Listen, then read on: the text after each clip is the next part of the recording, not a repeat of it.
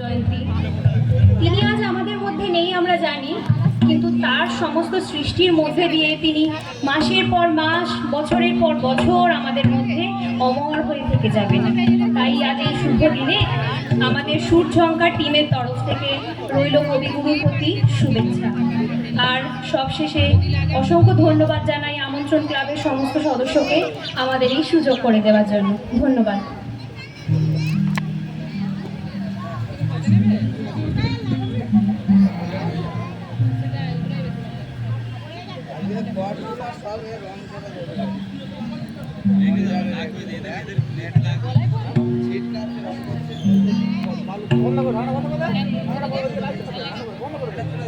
বন্ধ করে দে